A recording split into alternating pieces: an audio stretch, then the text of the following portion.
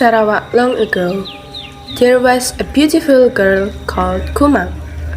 She was very hardworking and used to fish from morning to night.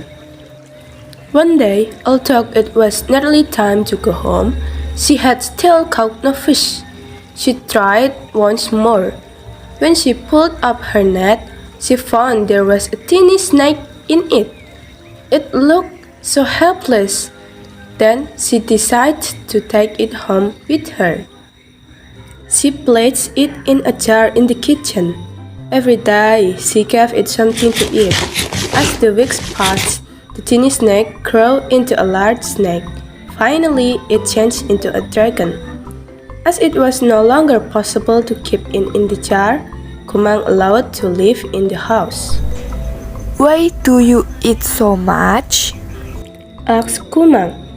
The dragon did not answer, but only breathed fire from its mouth.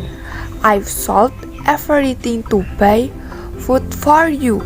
This was true. Kumang had sold all the valuable old china jar which she kept in the house, as well as jewelry, clothes, and furniture.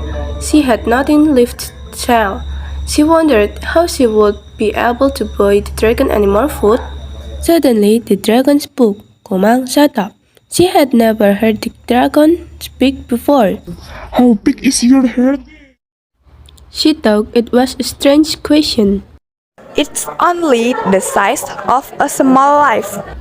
The next day, the dragon asked her the same question and received the same reply. I'm sorry, I haven't had anything to eat for several days. I cannot wait any longer. I'm so hungry. I must eat your head. Kumang almost fainted. He lived alone. He didn't know what to do. Well, if you want to eat my heart, I shall have to give it to you. But first, please look for a piece of hollow bamboo. Then place my heart in it together with some rice and cook it over a fire. It will taste much better like that.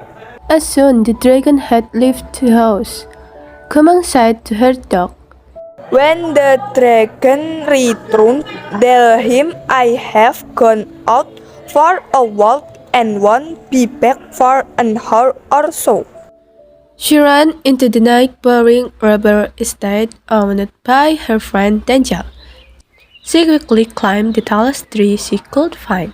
She sat on the highest branch and poured a bottle of cooking oil down the trunk of the tree.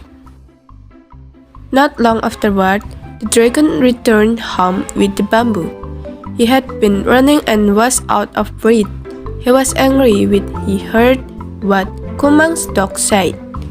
However, he soon followed Kumang's footprints to the tall tree where she was hiding. He tried to climb the tree, but it was too slippery. He decided to wait at the bottom of the tree.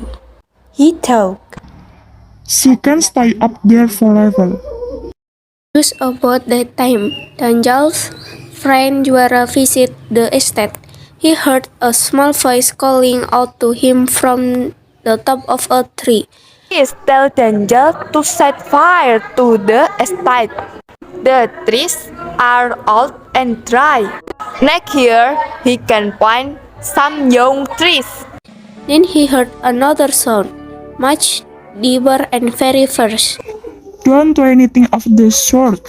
If Daniel set fire to the trees, he'll cause himself a lot of trouble and lose all his money. Juara was frightened. He had never heard voice like this before. One sounded like a fairy and the other like an evil spirit. He ran to Daniel's house. What's wrong? You look as if you have seen a ghost. Asked Daniel. Juara told him what had happened. If a fairy has asked me to burn down in the old dress, I'm sure there must be a good reason. I always obey what the fairies tell me. So they set fire to the trees.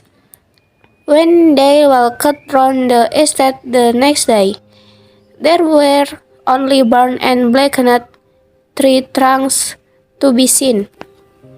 They became tired and sat down to rest on one of the tree trunks. Danjal took out his jungle knife to cut open a coconut. He was crying as he wanted to drain tree. He was surprised to see that harmful started to come out from the cut. What is this? He called out in fright. They soon found out that it was not a tree trunk at all, but the dragon who had died in the fire. Danjal then saw a strange-looking fruit shining on the top branch of tree, which was still standing. Wow, strange.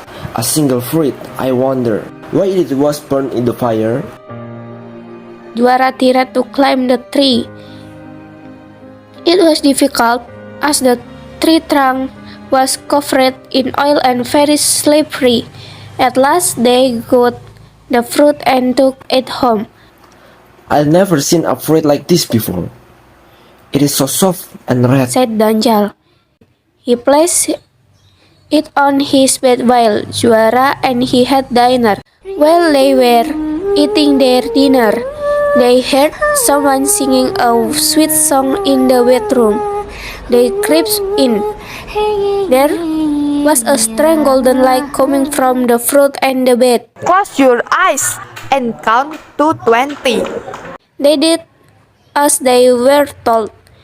When they opened their eyes again, the fruit had split into two, and Kumang was sitting on the bed smiling at them.